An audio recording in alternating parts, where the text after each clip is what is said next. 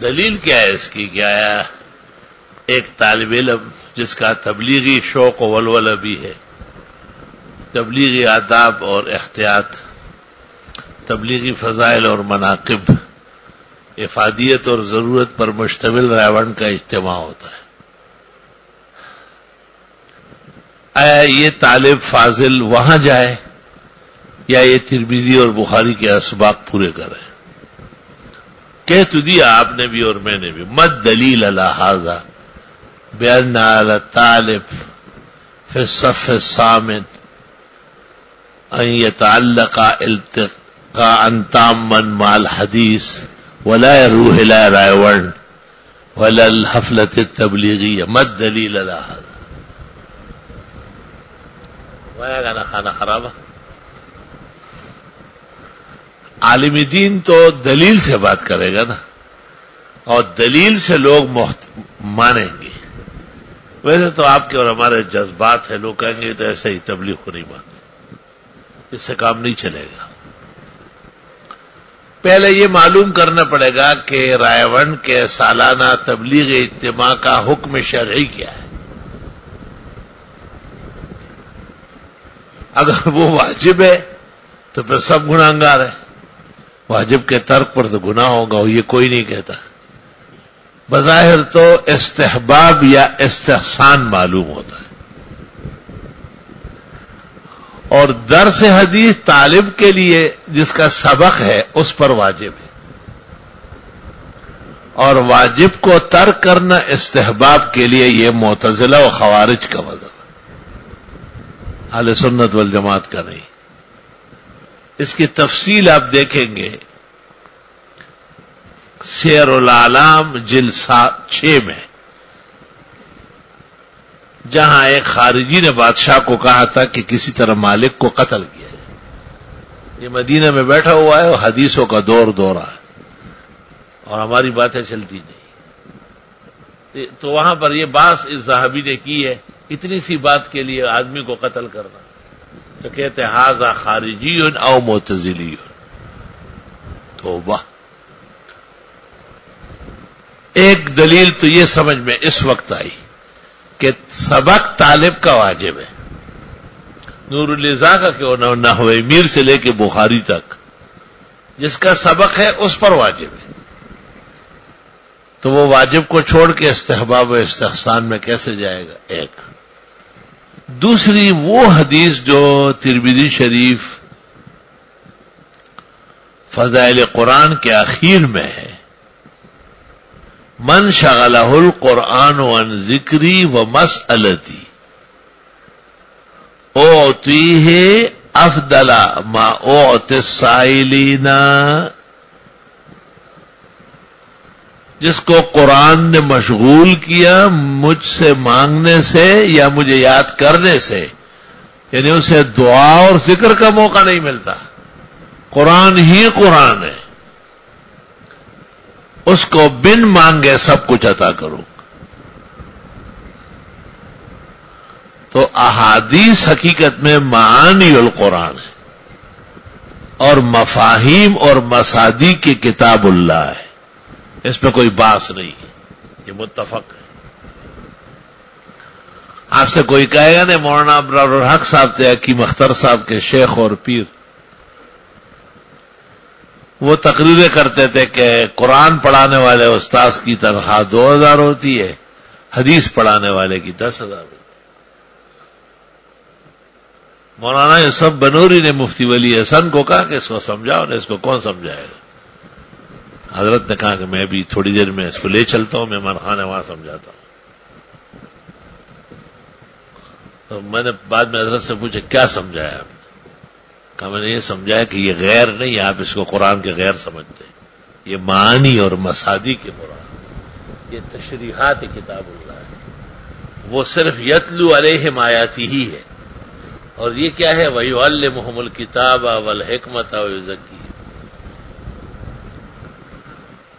حضرت مولانا ابرار الحق صاحب مولانا اشرف علی کے آخری خلیفہ تھے، اور وہ پیر صاحب حکیم اختر کے پیر تھے، عمر میں 3 سال بڑے تھے سر. بہت اچھے نیک صالح بزرگ تھے، بہت قابل قدر تھے، علم سے بہت زیادہ خوش ہوتے تھے۔ ایک موقع پر میں نے کہا کہ آپ کا تفقع بہت کمزور ہے، تو کیا فقہ کی کتابیں نہیں پڑھی ہے یا موقع نہیں ملتا ہے؟ کہا دونوں باتیں، کہ اتنا وسیع مطالعہ بھی نہیں ہے۔ تو میں نے ایک خط دکھایا مولانا انور شاہ کا، مولانا اشرف علی صاحب کے نام، مولانا انور شاہ کا خط ہے۔ حکیم الامت کو کہتے ہیں کہ ماشاء اللہ خلق کا رجوع جناب کی طرف خوب ہے، ضرورت شدید ہے کہ علماء سے مراجعات کر کے جواب دیا جائے۔ سمجھ گئے آپ بات کو؟ روٹی سالن کھاتے ہو تو سمجھنے کی کوشش کرو۔ اس میں مولانا نے ان کو کہہ دیا کہ استعداد کم ہے، مطالعہ کمزور ہے، خود جواب نہ دے۔ خلائق کا رجوع ماشاءاللہ جناب کی طرف خوب ہے، ایسی صورت میں نہایت ضروری ہے یا مناسب ہے، میں دیکھ کے بتاؤں گا کہ اور علماء سے مراجعات کر کے جواب دہی کی جائے۔ مولانا اشرف علی صاحب کہتے تھے کپڑے بھیگ گئے، خط دیکھ کر کپڑے بھیگ گئے، پسینے پسینے قدر جاتے تھے۔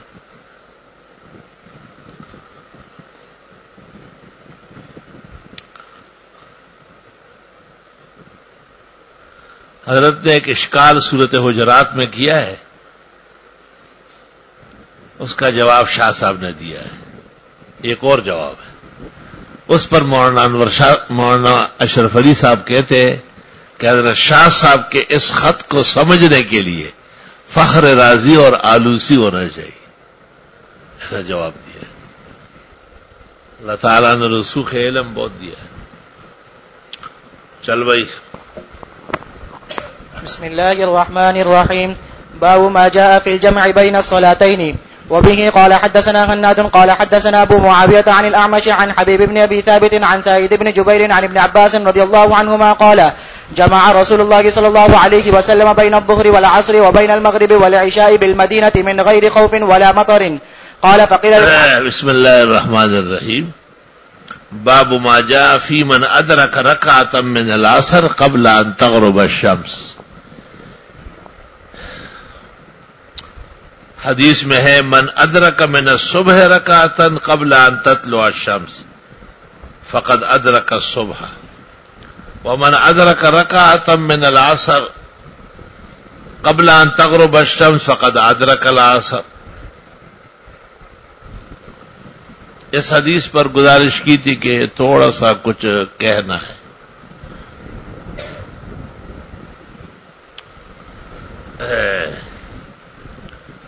کیونکہ اوقات مسلم ہے کہ 5 ہے اور نمازیں بھی 5 فرض ہے، اور وقت فجر طلوع آفتاب سے ختم ہوتا ہے اور وقت عصر غروب آفتاب سے ختم ہوتا ہے۔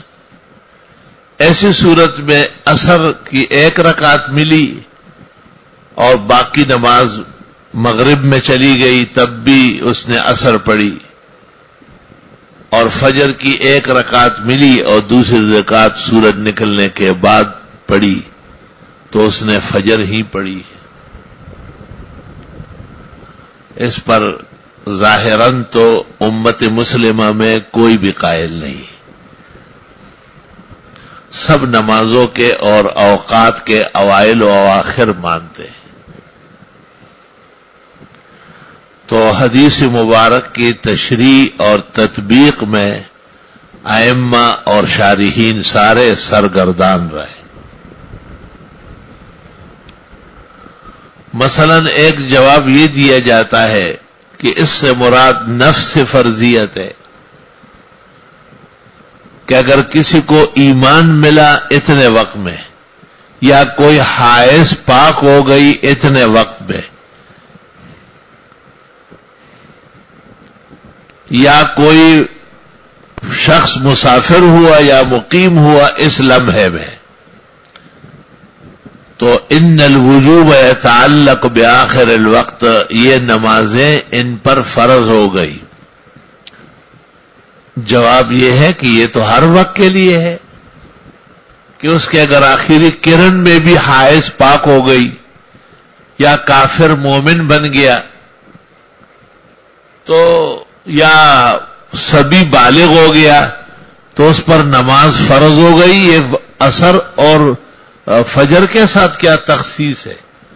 جواب یہ ہے کہ اور اوقات مسلم ہے لیکن ان اوقات میں قدر اضطراب ہے. حدیث میں ہے کہ جو شخص فجر تاکید سے پڑھے اور عصر اس کا مقام بیان ہوا ہے. اور ایک وجہ یہ بتاتے ہیں کہ ابتدائے فرضیات میں سے فجر اور عصر ہے تو فجر اور عصر کو بنیاد بنایا ہے کہ نفسی ایمان کوئی لے آیا باقی وقت نہیں ملا اور خاتون صرف پاک ہو گئی حیض ختم ہوا نماز نہ پڑھ سکی اور ایک سبھی عاقل ہوا بالغ ہوا مراحل جو بلوغ کو پہنچا تو اس لمحے میں بھی فرضیت مسلم ہے. اس پر اشکال ہے کہ یہ فرضیت نفسیہ ہے یا فعلیہ ہے کیونکہ اتنے لمحے میں تو نماز نہیں پڑھی جاتی ہے. تو ماننا چاہیے تھا کہ نماز تو عصر کی فرض ہو گئی اور فجر کی بھی فرض ہو گئی لیکن ادا بعد الاوقات ہوگی یعنی ان پر نماز ڈن ہو گئی لازم ہو گئی. اب سورج ڈوبنے کے بعد مغرب ہے اور سورج نکلنے کے بعد فجر نہیں ہے لیکن حضرت صلی اللہ علیہ وسلم نے رحمتوں کا ثبوت دیتے ہوئے ان کی ان نمازوں کو منظور فرما لیا.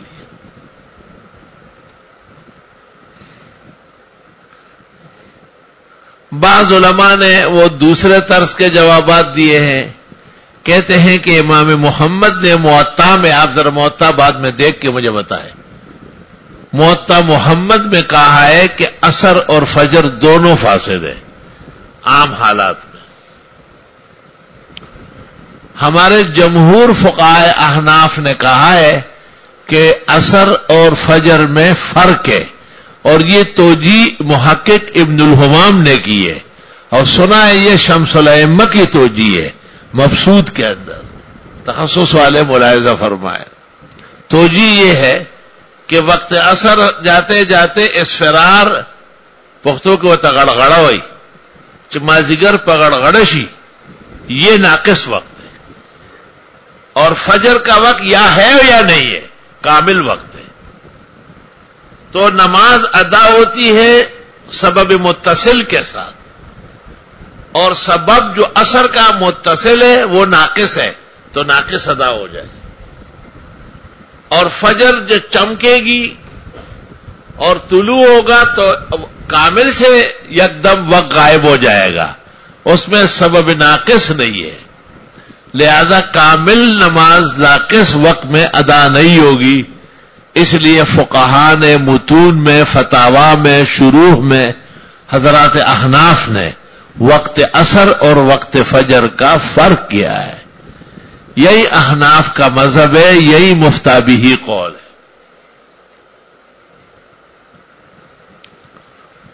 اس پر اشکال ہے اس اشکال کی وجہ سے مولانا انور شاہ کہتے ہیں کہ میرا دل مطمئن نہیں ہے اور مجھے اس میں شرح صدر نہ ہو سکے. وہ اشکال یہ ہے کہ ٹھیک ہے یہ بات کہ آپ نے سبب عصر کا ناقص بنایا تو ادا معدا یہ ناقص ہو جائے اور فجر میں آپ نے متصل لمحے کو سبب کامل کہا تو کامل نماز جو فرض ہوئی ہے وہ ناقص گھڑی میں نہیں ہوگی. یہ آپ کا اصول سرانکوں پر یہ سرخسی کا بھی اور کاسانی کا بھی اور صاحب ہدایہ کا بھی اور عبد الامام کا بھی لیکن بصد معذرت بڑے آداب کے ساتھ حدیث مطلق کے سامنے فقہ اصول سے حدیث کو کیسے لگام دے رہے ہیں. حدیث میں تو عام ہے من ادرک رکعۃ من العصر اور من ادرک رکعۃ من الصبح تو آپ جو سبب ناقص اور سبب کامل کہہ رہے یہ بے شک اصول احناف ہے، لیکن اس کو حدیث پر کیسے جاری کریں گے؟ احادیث مبارکہ میں تو فجر اور عصر برابر بیان ہو رہا ہے، وہاں بھی عصر کی نماز 1 رکعت ملی پھر مغرب ہو گئی، آپ بھی کہتے ہیں الا عصر یومی، آج کی عصر صحیح ہے، تو فجر میں بھی کہے نا۔ سنا ہے کہ امام طحاوی نے کئی کہا ہے، آپ دیکھ لیں کہ شرح المعانی میں ہے کیا؟ شرح المعانی میں نہیں کہا ہے، شرح المعانی میں مشہور مذہب بیان ہوا ہے۔ یہ دیکھو تجنیس ہدایہ کا ایک حوالہ مل رہا ہے، فتاوی شام صفحہ 181۔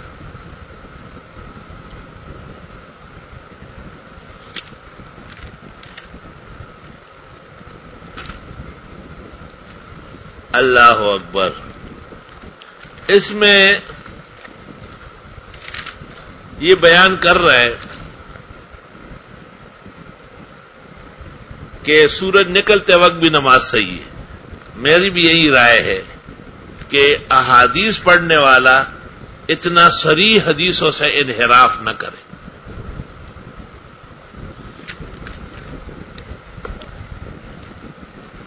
واستشهد له بما في التجنيس عن الحلواني ان كسال العوام اذا صلوا الفجر عند طلوع الشمس لا يمنعون۔ عوام جو سورج نکلتے وقت فجر پڑھتے ہیں نہ منع کرے انہیں، لأنهم اذا منعوا تركوها اصلا، منع کرنے پر تو وہ چھوڑ ہی دیتے کہ جب بعد میں دیکھیں گے۔ واداؤها مع تجويز اهل الحديث لها اولى من تركها، کم از کم علماء حدیث تو اس لمحے میں اجازت دیتے ہیں نا حدیث کی وجہ سے، من ادرک رکعۃ من الصبح قبل ان تطلع الشمس فقد ادرک الصبح۔ تو فتاوی شام صفحہ 181، فتح القدیر البحر، تمام معتبرات حنفیہ نے اس کو قبول کیا ہے۔ مجھے اس کا بڑا دکھ ہے کہ حضرت اقدس امام الاثر نے تجویزات میں اور توجیہات میں اس عبارت کا ذکر نہیں کیا ہے، اور استاذ گرامی قدر حضرت بنوری نے بھی معارف السنن میں اس کا حوالہ نہیں دیا۔ مولانا سلیم اللہ خان صاحب کی ایک تقریر ترمذی کی لفظ بلفظ میرے پاس موجود ہے، لفظ بلفظ اس میں بھی نہیں۔ میں نے ایک دن مولانا کو دکھائی، اور یہ ترمذی شریف کی شرح لکھتے وقت یہ میں نے بہت ڈھونڈا، مولوی تقی نے اپنی دی لیکن وہ بھی ایسی نہیں ہے، یہ بہت صاف ہے۔ میں نے کہا حضرت خریدا ہے میں نے، کہاں سے؟ میں نے کہا مولوی وہاں وہ لکھتا تھا، پورا لفظ بلفظ لکھتا۔ اصل میں ایک ساتھی تھے ہمارے مولانا محبوب الرحمان، یہاں استاد تھے، انہوں نے حضرت مولانا کی ترمذی بہت شوق سے پڑھی تھی، بہت شوق سے پڑھی تھی، حافظ تھے ترمذی، وہ درس میں آ کے بیٹھتے تھے۔ ایک دن مجھے کہا آج مجھے جوش آ گیا، پاگل ہو گیا تقریر قرانا مساغا واخرا ډېر خشته ترمذی وی ډېر خوان کوي، آدمه صحت مو خزمانه و حافظه مې ډېر زبردست او ټول نقول په دړال او میں جب اس کاپی جو اس نے لا کے دی میں نے کہا بتاؤ کیا کرنا، کہا عمرے کا ٹکٹ، میں نے کہا یہ لے لے 27,000 ٹکٹ تو میں دعویٰ روپے بہت۔ پھر جب عمرہ کر کے آئے بہت دعائیں دی، میں نے اس کی کاپی کرا کے مولانا کو دی، میں نے کہا آپ نے اتنی محنت کی ہے، بہترین پاؤڈر والی کاپی کروائی خوبصورت۔ میں اس کو کہہ رہا تھا کہ اصل آپ رکھ لے کاپی، مجھ کو اس نے کہا نہیں میں تو اصل دے چکا ہوں۔ جیسے حضرت الاستاذ نے بخاری کی تقریر لا کے دی مجھے، عنایت الرحمان کے والد نے بڑا احسان کیا، بڑا احسان کیا۔ تو یہ تقریر مولانا سلیم اللہ خان کی لفظ بلفظ ہے، بالکل بالکل سخورے کا مولانا لکھ دی۔ طالب غریب طالب سے غلطی بھی ہوتی ہے. کیا مذائقہ ہے؟ تو کہتے ہیں اس میں کیا ذائقہ ہے؟ میں تو سمجھ گیا کہ حضرت نے کہا کہ اس کہنے میں کیا مذائقہ ہے. تو مولانا کے لیے اس میں کیا ذائقہ ہے؟ ظاہر ہے پہاڑوں کا آدمی کالا ڈاکا کا وہ سہارنپور اور دیوبند کے ایک فاضل کی تقریر لکھے گا، وہ کہاں سے اردو لائے گا؟ اس کے لیے تو میرٹھ اور دلی کی سری اور سلیس زبان چاہیے. لیکن ایک حد تک، یہاں تک کہ بعض مقامات پر بڑی حیرت ہوتی ہے کہ معارف و سنن سے بھی زیادہ تسلی اس میں ہوتی ہے. مولانا 2 دفعہ تشریف لائے کتاب آخوا دیکھو میں کئی وڑے بینر آ گئے وہ میں خیال ورد ڈیر خوشحال شو. اللہ اکبر. تو وہ میں نے آج پوری دیکھی چونکہ یہ جگہ پریشانی کی ہے نا. تو میری گزارش یہ ہے کہ اس عبارت کے ملنے کے بعد تجنیس صاحب ہدایہ کی کتاب ہے، 2 جلدوں میں آ گئی ہے اور وہ جگہ بھی مل گئی اس میں. اگر حضرت اقدس شاہ صاحب رحمت اللہ علیہ اور حضرت الاستاذ حضرت بنوری، یہاں تک کہ مولانا سلیم اللہ، ان کو بھی یہ جگہ معلوم نہیں ہوئی. چونکہ ہم فقیر و عاجز اور طالب علم بہت ہی بکرے پکرے رہتے ہر وقت فقدا سے ادارا وغیرہ. یہ ایک دفعہ نظر سے میری گزری. فتح القدیر دیکھی تو ابن معاملی بھی نقل کی، شاباش ہے. البحر دیکھی تو ابن نجیم نے نقل کی ہے. تبیین دیکھی تو عثمان ذیلئی نے نقل کی. میں نے کہا یا اللہ یہ تو بہترین جواب ہے. مطلب میرا یہ کہ اگر یہ حدیث اطلاقاً تسلیم کر دی جائے کہ عصر کی رکعت ملنے کے بعد عصر کی نماز گو مغرب میں آ گئی عصر ہے، اور فجر کی نماز قبل الفجر 1 رکعت پڑھی، بقیہ بعد ما طلعت الشمس ہے، فجر ہے، سمجھ گئے؟ تو ہم اس کے منکر نہیں ہیں. ہماری کتاب فقہ کے اندر اس کا حوالہ موجود ہے الحمدللہ. اس سے پتہ چلتا ہے کہ علماء احناف کتنے وسیع الاطلاع ہے. اور صاحب ہدایت تجنیس میں لکھ رہے ہیں کہ یہ عوام لوگ جو سورج نکلتے وقت فجر پڑھتے ہیں ان کو نہ منع کیا کریں. ہمارے استاد مولانا مفتی ولی حسن ہمیں کہتے تھے لوگوں کو مت منع کرو، پڑھنے دو. پیغمبر کہتے ہو جاتی ہے نماز.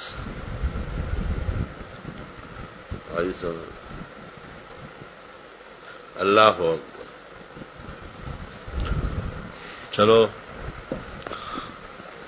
باب ما جاء في الجمع بين الصلاتين. ہاں، جمع بین الصلاتین ایک حقیقتاً ہے وہ ممنوع ہے،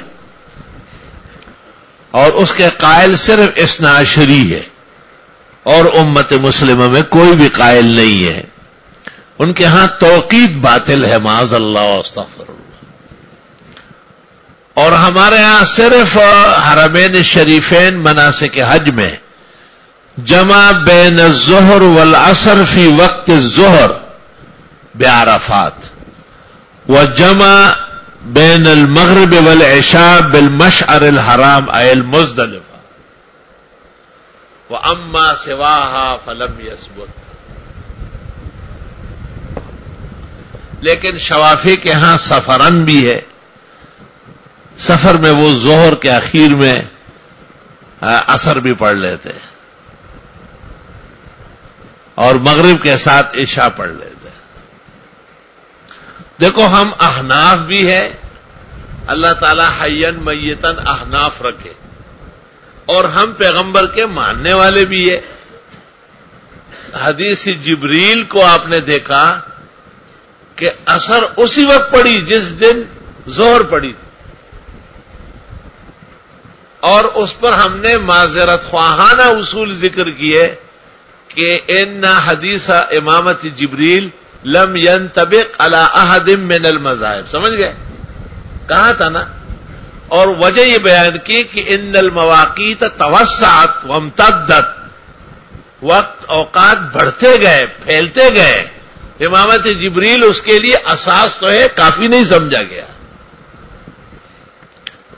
تو اس میں تو ہم نے مذہبی دفاع مکمل کیا ہے، لیکن گزارش یہ ہے کہ اگر کوئی ایسا موقع آیا کہ شوافی یا حنابلہ یا مالکیہ ظہر میں اثر پڑھتے ہیں تو پڑھ سکتے ہیں، یا مغرب اور عشاء مغرب کے وقت عشاء پڑھتے ہیں تو پڑھ سکتے ہیں۔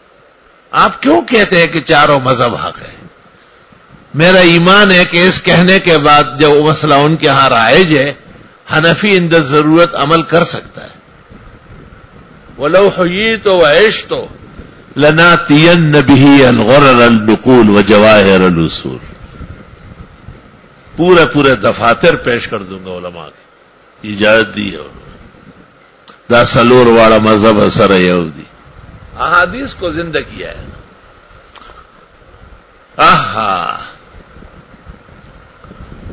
کہتے ہیں کہ کسی کے ہاں احناف یا حنابلہ یا شوافی یا مالکیہ کے ہاں بغیر کسی عذر کے ایک نماز دوسرے وقت میں پڑھنا جائز نہیں۔ جس طرح ظہر کی نماز عصر تک مؤخر کرنا ناجائز و گناہ ہے، اس طرح عصر کی نماز بغیر وجہ کے ظہر میں پڑھ لینا حنفیہ کے نزدیک تو ادا نہیں ہوگی، باطل ہے۔ عصر داخل ہونے کے بعد دوبارہ پڑھی جائے گی، اور ان کے نزدیک ہو تو جائے گی مال معصیت۔ جا جی بخبر حلقہ سنگ کی وخلانا تو کچھ فرق ہے۔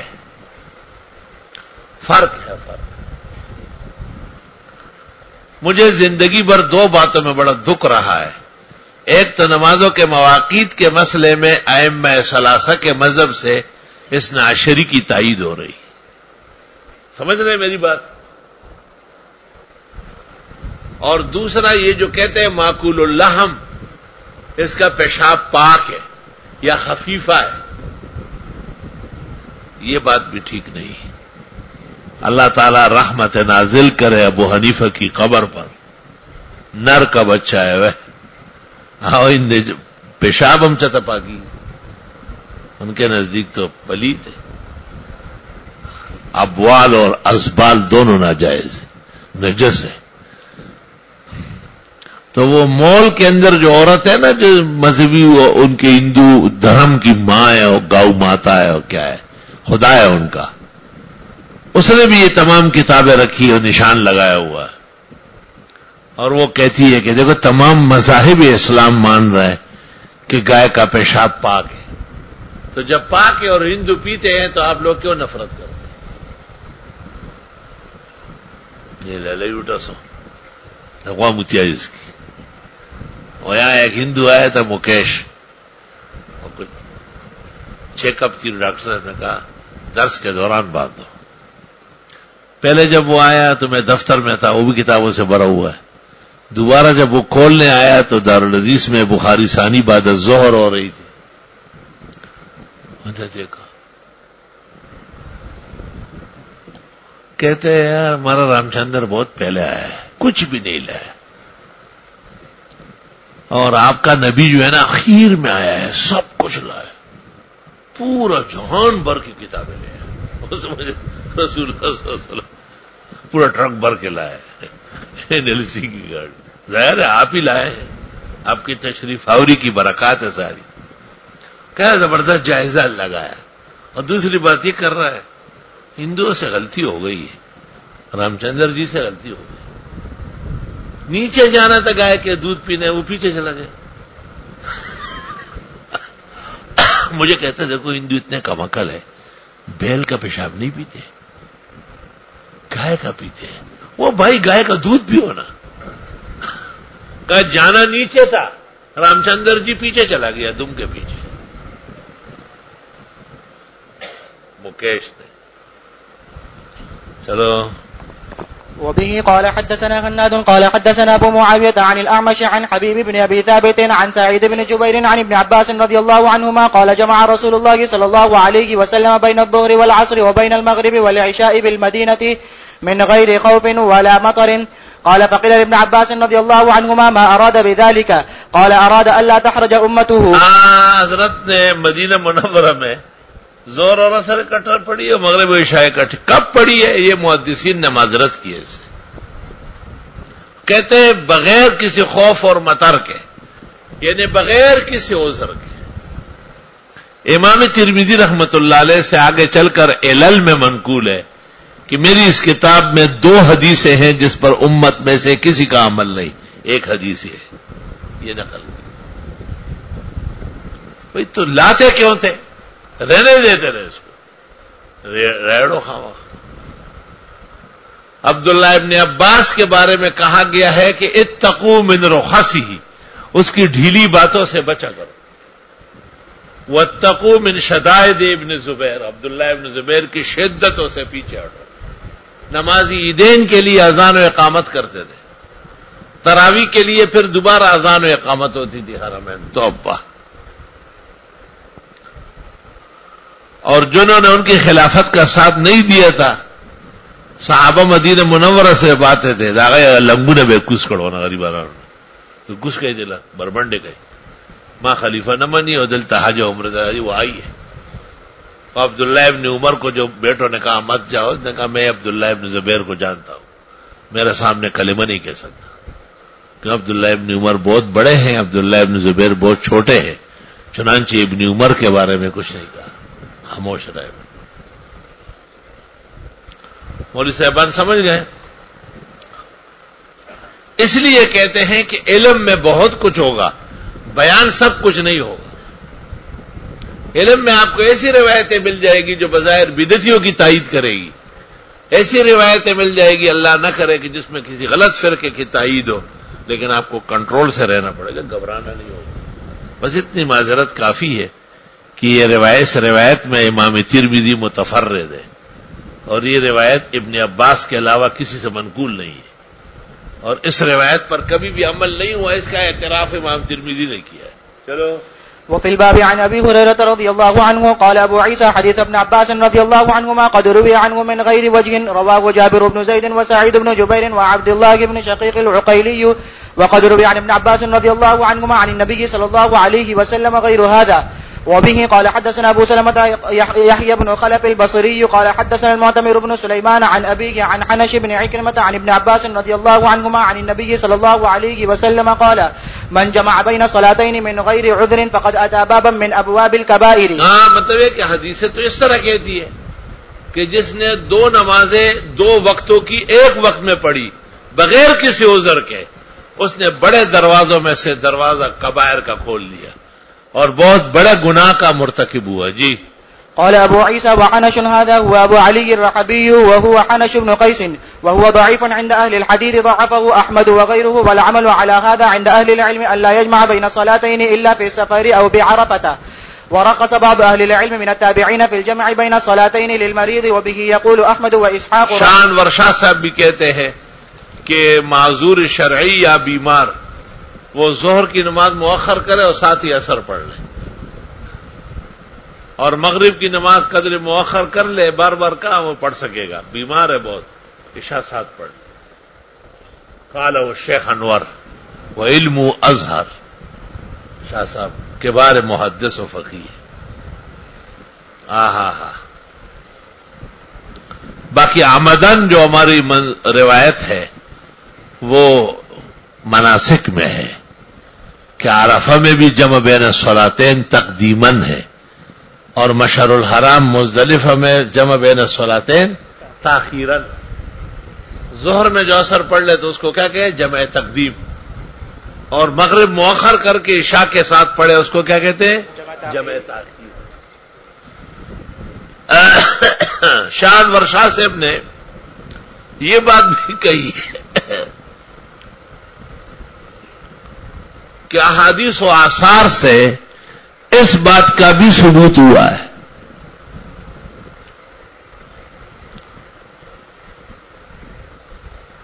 کہ ظہر ہی میں پڑھے وقت اخیر میں، اور عصر کے وقت میں پڑھے مگر بعد العصر میں، بالکل ابتدائی کرن میں پڑھے۔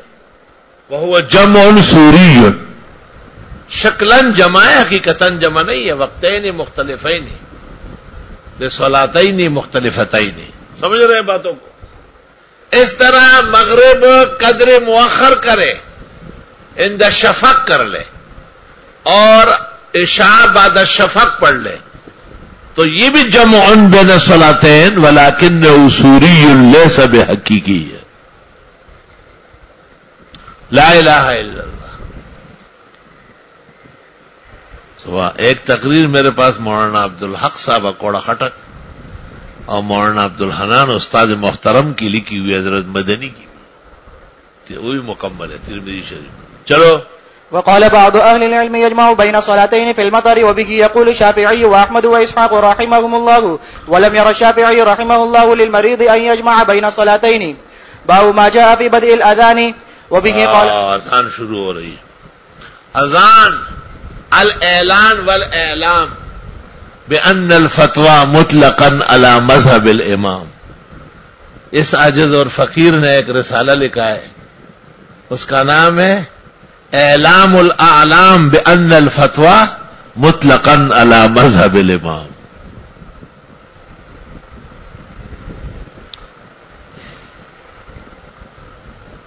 سبحان اللہ.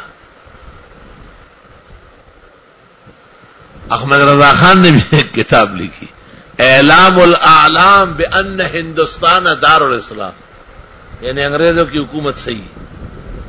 اس وقت انگریزی حکومت ہے, اس نے کہا دار الاسلام. تو فقہی غلطی کر لی اس نے. دار الاسلام نہیں تھا, دار المسلمین تھا. دار المسلمین اس کو کہتے ہیں کہ اس میں عبادات کی اجازت ہوتی ہے, جمعہ پڑھ سکتے, عید پڑھ سکتے, اذان دے سکتے. اور دار الاسلام اس کو کہتے ہیں جس میں قانون نافذ. کیا؟ تو پاکستان بھی دار الاسلام نہیں ہے, دار المسلمین ہے. قانون نافذ نہیں, قانون تو انگریزی نافذ ہے. هذا هو فرق بين المصطلحين. لأن دار الإسلام الذي لا يمنع عن الطاعات والعبادات فالمسلمون يصلون الجمع والجماعات والعيدين وأخرى من الطاعات فهذا دار المسلمين كالهند. وأما أمريكا فلا, وہاں اذان منع ہے. امریکہ میں, برطانیہ میں, ہالینڈ میں, کینیڈا میں, جتنے بھی انگریزی ملک ہیں ان سب میں اذان کی اجازت نہیں. اذان اندر کمرے میں دیں, نہ لاؤڈ اسپیکر پر آپ تقریر کر سکتے ہو, نہ اذان دے سکتے. سبحان اللہ و بحمدہ سبحان اللہ العظیم. تو اذان جو ہے یہ اسلام کے بلند پایہ تعلیمات میں سے ہے. سبحان اللہ, بہت بہترین کام ہے. ومن احسن قولا ممن دعا الى اللہ, کہتے هو المؤذن لأنه يؤذن بأن الصلاة هي الصلاة والفلاح. اذان مؤذن کہتا ہے. اور فجر میں کیسے کہتا ہے الصلاة خیر من النوم, اے لوگوں نیند سے اٹھو, نماز پڑھو. اور نیند تو کام نہیں آئے گی, نماز کام آئے گی. روز قیامت کے جان گداز بود اولی پرسش نماز بود. سبحان اللہ. حل اذن رسول اللہ صلی اللہ علیہ وسلم عاملہ. جلال الدین سیوطی نے الحاوی میں ایک رسالہ لکھا ہے اور اس میں ثابت کیا ہے کہ رسول اکرم نے سفر کے اندر ایک دفعہ اذان دی. ویسے علماء کہتے ہیں جو اذان دے وہ بلال کی سنت پر ہے. رہ گئی رسم اذان روح بلالی نہ رہی, فلسفہ رہ گیا تلقین غزالی نہ رہی, واعظ قوم کی وہ پختہ خیالی نہ رہی, اور برق طبعی نہ رہی شعلہ مقالی نہ رہی. آہا. اور مسجد مرسی خواہیں کہ نمازی نہ رہے, یعنی وہ صاحب اوصاف حجازی نہ رہے. اقبال بھی علم کا کھٹلا ہے, باہر ہے. اقبال باہر زخار فی العلوم. یسأل الشیخ انور اذا جاء بلاہور وهو يقول ما استفاد مني احد من دار في دار العلوم دیوبند كما استفاد مني هذا الشاب الطالب. شانور شاہ کے بارے میں اس نے وہ لولاک کا نظم کہا ہے. توبہ. ایک مقام پر اقبال کہتا ہے اسلام کی آخری صدیاں، یہ اقبال کہہ رہا ہے، محقق ابن الحمام کے بعد 5 صدیاں اسلام کی مولانا انور شاہ کی نظیر پیش کرنے سے عاجز ہے.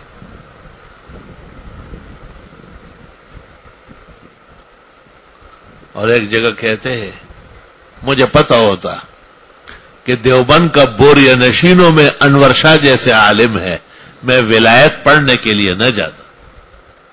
شاہ صاحب فلسفہ میں ان سے آگے. وہ کہتے میں نے 28 سال فلسفہ پہ غور کیا، شاہ صاحب نے پہلے سوال کے جواب میں وہ ختم کر دیا، اس کے تمام بانی اور مقتضا بتا دی. حسن جان سے بسنگا ہوئے پگران علوموں کے امام نے کہا، ان پگران اگران علوموں کے امام نے علم ڈیر گران شاہ صاحب کے امام نے. سبحان اللہ. اللہ تعالیٰ کے احسانات میں سے کہ ہمیں ایک واسطے سے ان کا علم حاصل ہے. عاجز فقیر حضرت بنوری اور شاہ صاحب، عاجز فقیر اور مولانا ادریس میرٹھی شانور شاہ، عاجز فقیر اور حضرت الاستاد مولانا لطف اللہ مولانا انور شاہ. سبحان اللہ. نو رحمت دیوی دا خدای پا پاک روح دا انور شاہ کشمیری او بیشمیر شاگردان پا وطنونو کی لری. لا الہ. یہ پورا نظم منگوا لو، یاد کرو، اس کو پڑھتے رہو، ایمان مضبوط ہو. تو اذان بڑے اونچے مقامات میں سے ہے. باہر کتاب الاذان میں ہے. حضرت عمر کہا کرتے تھے خواہ مخواہ ابو بکر نے مجبور کیا، تمہارے لیے مجبور کیا، ورنہ الاذان تو اذان کافی تھا. جو کام منتظم کو ملک کے نظم و ضبط سے ثواب ملتا ہے، ایک مؤذن جو صحیح طرح اذان دے. دنیا کے مؤذنین میں ایک مؤذن قاری محی الدین ہے حفظہ اللہ. کاش کے ٹیوشن پڑھانا چھوڑ دے، ٹیوشنانو ډېر ماهر دی. وینانو زمونږ خور و کشامت کړه نه وي او د ډنډو بخوږي دي خو کدا کړه پکې نه وي. ډېر قیمتي انسان ہے، بہت قیمتی ہے. احسن مسجد و ادارہ جتنا قیمتی ہے اتنا اکیلے مؤذن صاحب، بہترین حافظ، مجود قاری، امام ایسا کہ بس کل پرسوں سے شروع ہو جائے گا. وہ امام انور شاہ تو کبھی کبھی پڑھاتا ہے. بہترین آدمی. اور ماشاء اللہ اللہ تعالیٰ نظر سے بچائے، دشمنوں سے بچائے، نفس و شیطان کے حملوں سے بچائے، ٹیوشنوں کی نحوست سے بچائے. شاید کوئی بیٹا بھی دنیا کی زندگی میں اتنا اقتدار نہیں کرے گا جتنا اس شخص نے اس عاجز اور فقیر کو راضی رکھا ہے. مثالی انقیاد و اطاعت ہے اس میں، مثالی. تمام امور میں متبع، تمام امور.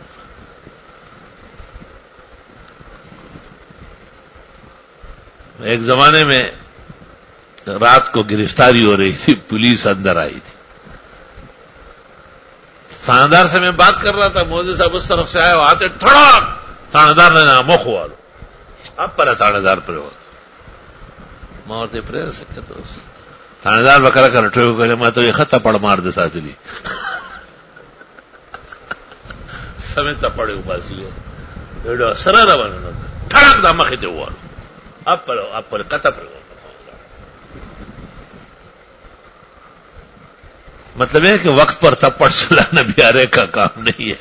میں نہیں کر سکتا تھا کیونکہ مجھ سے تو بات چیت ہو رہی تھی، مناسب نہیں ہے، جذباتی طالب تھا. سبحان اللہ. یہ جب آیا تھا درجہ ثانیہ پڑھتا تھا غالباً 79 میں. یہ 79 کا آیا ہوا. تم میں سے بہت ساری امیوں کو ابو نے چھیڑا بھی نہیں ہوگا. سو کتنے سال ہو گئے 79 کے اب تک؟ 37 سال. تو اس نے مجھے، میں نے کہا ایک یہ تھا، ایک اور تھا معین الدین نام کا تھا.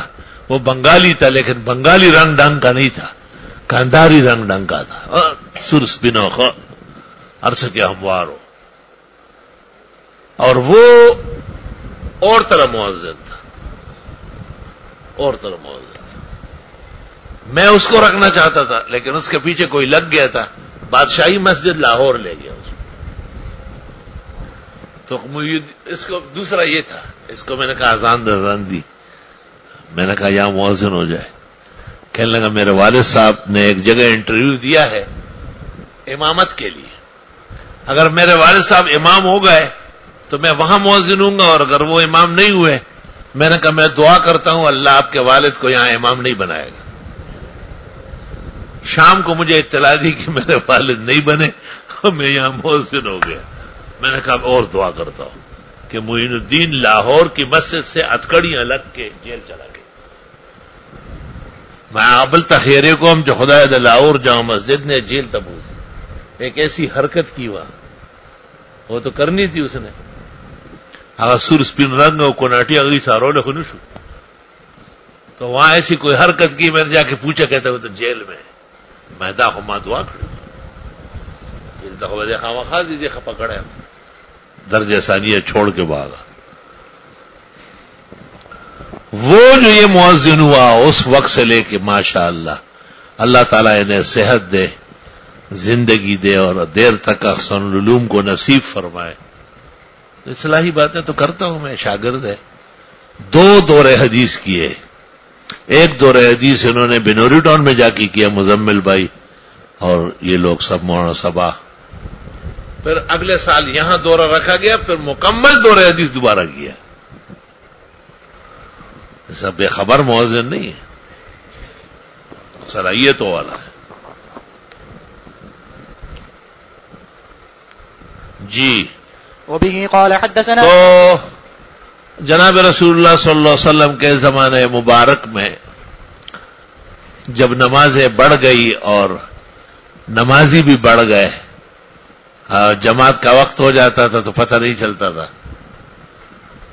تو لوگ دور دور سے صحابہ اپنی زراعتیں اور تجارتیں چھوڑ کر پاک پیغمبر کے پیچھے نماز پڑھنے آتے تھے. تو انہوں نے شکوہ کیا کہ ہمیں پتہ بھی نہیں چلتا جماعت کھڑی ہو جاتی. حضرت سے کہا ایسا نہیں ہو سکتے، کوئی اعلان ہو فذکروا النار والناقوسا. بعضوں نے کہا نماز کے وقت آگ جلائی جائے، دھوئیں اوپر جائیں گے، پتہ چلے گا جماعت کھڑی ہو. اور بعضوں نے کہا طبلہ بجایا جائے، اور بعضوں نے کہا گھنٹال بجایا جائے. کہا کہ یہود کا طریقہ ہے، یہ نصارہ کا ہے، اور آگ جلانا مجوس کا ہے. مجلس برخاست ہو گئی، کوئی فیصلہ نہیں ہوا. رات کو عبداللہ ابن زید ابن عبد ربہ نے خواب دیکھا کہ ایک شخص کے پاس زبردست قسم کا ناقوس ہے، طبلہ ہے، اور یہ ان کو کہتے ہیں الا تبیع ھذا، یہ بیچتا نہیں. اس نے کہا ماذا تصنع به؟ قال ادعو به الناس الى الصلاۃ. ابو داؤد، نسائی، ابن ماجہ. قال الا ادلک خیرا منه، اور اس کے بعد اذان اور پھر اقامت. پہلے یہ کہو، پھر جب جماعت کھڑی ہو رہے پھر یہی الفاظ اس طرح کہو. عبداللہ ابن زید ابن عبد ربہ نے رسول اکرم صلی اللہ علیہ وسلم کو آ کے سنایا. آپ نے کہا تلک الرؤیا صالحہ. ابو داؤد میں تلک الرؤیا صادقہ. اور فرمایا جاء ملک یعلمک التعظیم والتکبیر. فرشتہ تھا، اس نے آپ کو اذان و اقامت سکھایا. اس لیے صاحب ہدایہ ایک مقام پر کہتا ہے وَلَنَا الدَّلِيلُ تَعْزِينُ الْمَلَكِ النَّازِلِ مِنَ السَّمَاءِ. صاحب ہدایہ مذاہب پر کلام کرتا ہے اور کہتا ہے یہ کلمات اتنے کافی ہے، یہ نہیں ہے اس طرح جو شافعی و احمد کہتے ہیں. کہتے ہیں وَلَنَا الدَّلِيلُ الحدیث ملک النازل من السماء. سبحان اللہ. چلو پڑھو. وبه قال حدثنا سعيد بن يحيى الأموي قال حدثنا. حقیقت میں تعظیم 5 ہے، 5 نمازوں کے لیے، اور یہ واجب کفائی ہے. ایک ہی شخص اذان دے، سب سنے اور عمل کرے. جیسے فرض کفایہ جنازہ ہے اور سنت کفایہ مردے کی تغسیل ہے، تدفین ہے. لیکن اگر کسی کو موقع ملا اذان دینے کا تو وہ شرف اور فضل ہے. من اذن 7 سنین محتسبا، جو 7 سال تک اللہ کے دین کے اجر و ثواب کے ارادے سے اذان دے، وہ مغفور ہوگا اور اجر و شجر اس کے لیے دعائے مغفرت کرے گا. پھر بلال مؤذن بنے، ابو محذورہ مکہ میں مؤذن بنے. کبھی بلال دیتے تھے اور کبھی وہ عبداللہ ابن مکتوم بھی دیتے تھے. لیکن بلالی اذان شان والی ہے. مکہ جب فتح ہوا آپ نے بلال کو کہا اسعد واذن لانک ضربت به، چڑھو اوپر، اذان تو تجھے بڑی پٹائیاں کھائی. یہ جو انگریز ہے انہوں نے وہ اسکرین بنایا ہے، اور بلال جو ہے نا کعبے کے دیوار پہ ایسا چڑھتے ہیں پکڑ کے، سیدھے اوپر گئے کعبے پہ، اور یہ کہتے یہ بلال ہے، اس کو نبی نے حکم دے دیا. ایک پردہ لگایا سفید، اس سے آواز آ رہی ہے، نبی کی تصویر نہیں دکھا سکتے. اب پیغمبر نے اس کو کہا کہ آپ نے اس پر بہت پٹائیاں کھائی ہیں، اور بلال نے چھت کعبہ کے دیوار سے اذان دے دی. سبحان اللہ. تبھی تو اقبال کہتا ہے کہ رہ گئی رسم اذان روح بلالی نہ رہی، اور فلسفہ رہ گیا اور تلقین غزالی نہ رہی.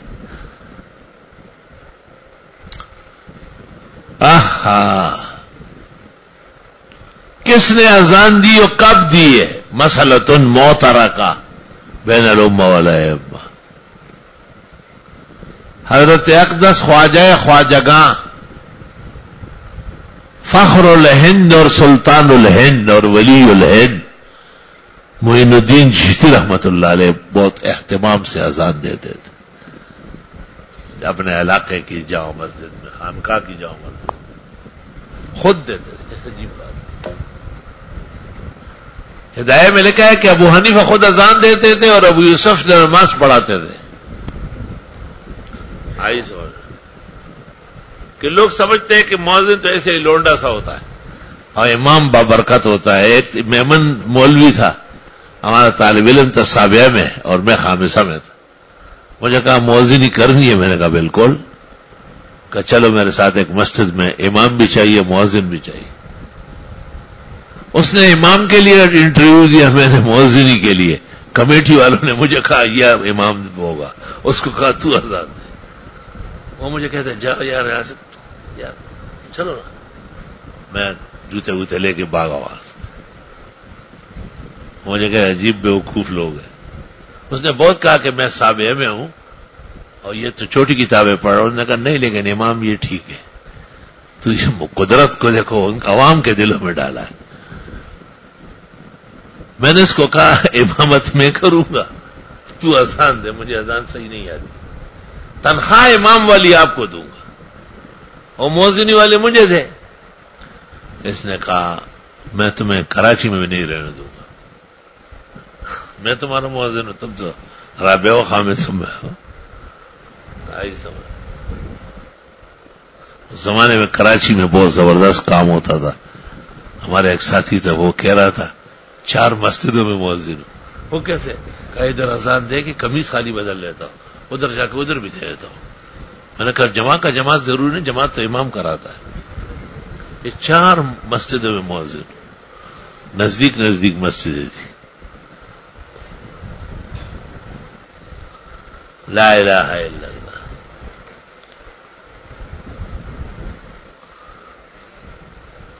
اچھا جی، باو ما جاء فی بدل اذان، اور امام بخاری نے قائم کیا ہے کیف کان بدل اذان.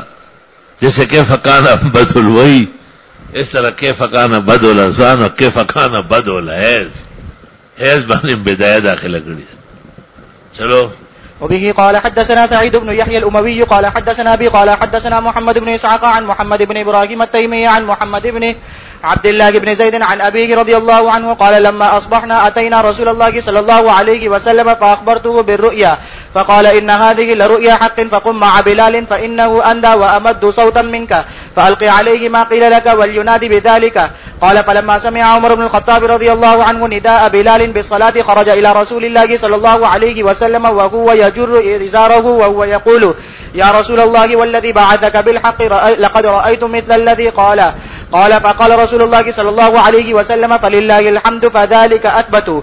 وفي الباب عن ابن عمر رضي الله عنه بہترین ہے جی. وفي الباب عن ابن عمر رضي الله عنهما قال أبو عيسى حديث عبد الله بن زيد رضي الله عنه حديث حسن صحيح وقد روى هذا الحديث إبراهيم بن سعد عن محمد بن إسحاق أتم من هذا الحديث وأطول وذكر فيه قصة الأذان مثنى والإقامة مرة وعبد الله بن زيد هو ابن عبد ربه ويقال ابن عبد رب ولا نعرف له عن النبي صلى الله عليه وسلم شيئا يصح إلا هذا الحديث الواحد في الآذان.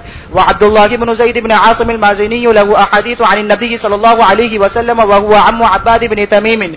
وبه قال حدثنا أبو بكر بن أبي النذر قال حدثنا الحجاج بن محمد قال ابن جريج قال أخبرنا نافع عن ابن عمر رضي الله عنهما قال كان المسلمون حين قدموا المدينة يجتمعون فيتحينون الصلوات وليس ينادي بها أحد فتكلموا يوما في ذلك فقال بعضهم اتخذوا ناقوسا مثل ناقوس النصارى وقال بعضهم بینک جانا ہے تو پہلے جاؤ گے یا واپس آؤ گے؟ اس وقت تک آئیں گے ٹھیک ہے. تو بینک کب تک ہے؟ تو آج سویرا ہے جو نا پڑھا تھا کب تک ہے؟ اس کے بعد آ جائے گا. اول وقت میں لے آئے تو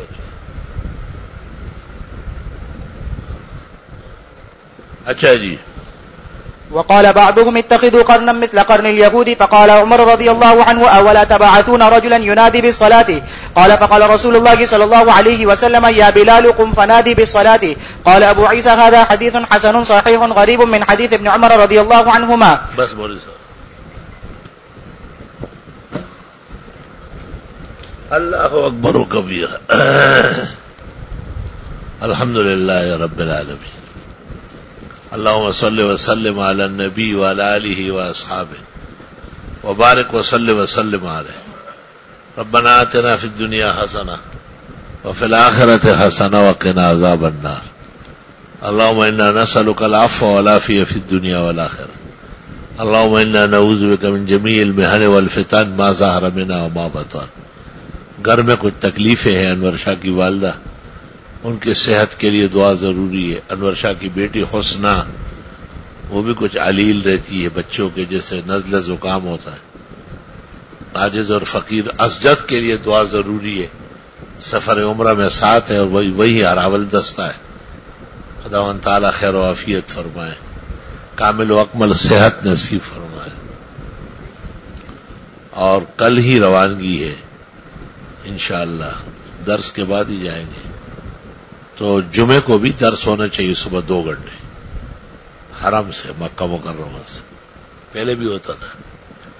خیر کل بھی یہ باتیں کریں گے. دعائے خیر و عافیت, اللہ رکاوٹ نہ پیدا کرے, موانع مرتفع فرمائے, خیر سے عافیت سے خوشیوں سے سب کی صحت اور حفاظت و امن